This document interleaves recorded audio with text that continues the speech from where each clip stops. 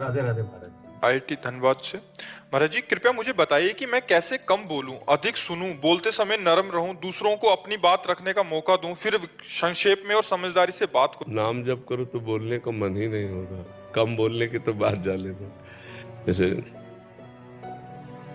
अब उसी को देख रहे हैं, उसी को सुन रहे हैं, अब इससे बढ़िया काम क्या है? तो बोलने की इच्छा नहीं होती। अगर कम बोलना सीखना चाहते हो तो नाम जप करो। जबान का अग्रभाग ऊपर के दांतों की जड़ में लगाओ, लगाओ, लगाया, राधा राधा उच्चारण करो।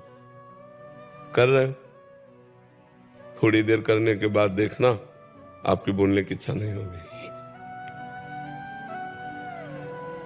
ये स्थिति होती है।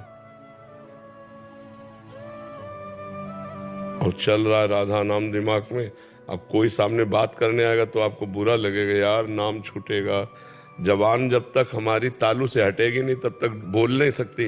अब वो लग करके वहाँ नाम का स्वाद ले रही। कुछ दिन अभ्यास करो, देखो, और जब चतुराई आ जाएगी सही माने में तो आप सामने वाले को बोलने देंगे और आप नाम धन कमाएंगे। कि हम अधिक ना बोल करके नाम जप लेते हैं, उसको बोलने देते हैं, हाँ हाँ अच्छा अच्छा, और फिर शुरू अपना नाम जप। चतुर वही रामय भजय ते चतुर नर। जो भगवान का भजन करते हैं वो चतुर नर होते हैं। जो अपने समय को व्यर्थ नष्ट करते हैं वो मूर्ख लोग होते हैं। समय बड़ा कीमती है। देखो इतना समय कीमती है कि 50 वर्ष की कमाई हुई संपत्ति से 5 सेकेंड जीवन के नहीं खरीद सकते आप।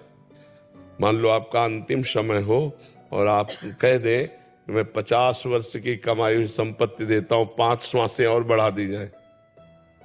ऐसी कीमती श्वासों को भगवान के भजन में न लगाकर व्यर्थ के चिंतन में, व्यर्थ के भाषण में, व्यर्थ की क्रियाओं में लगाया, कितने अफसोस की बात है। पर लोग इस बात का चिंतन नहीं करते। कुछ लोग तो समय काटने के लिए परेशान है। ये समय कटे कैसे? टीवी चला दो, प्रपंच की बातें करो, चलो उसके पास बैठ जाते हैं। और संत जन परेशान है कि समय नहीं मिलता। भजन साधन ऐसा लगता है कि सोने वाला चक्कर ही खत्म हो जाए, कि नींद ही ना आवे। रात दिन केवल भगवान का भजन करूं, उन्हीं के चरित्र सुनूं, उन्हीं के लिए नाचूं गाऊं रो। तो भगवान का नाम जप करो तो बोलने का अभ्यास कम हो जाएगा। और जब कोई बोले तो दांत पीस कर ऐसे नाम में लगो। मन कह रहा बात उत्तर दो, नहीं ज्यादा उसको बोलने दो। जरूरी है तो बस हाँ ना 2 शब्द बोल दे, चुपचाप अपने भजन में लगे। अश्विनी गर्ग जी।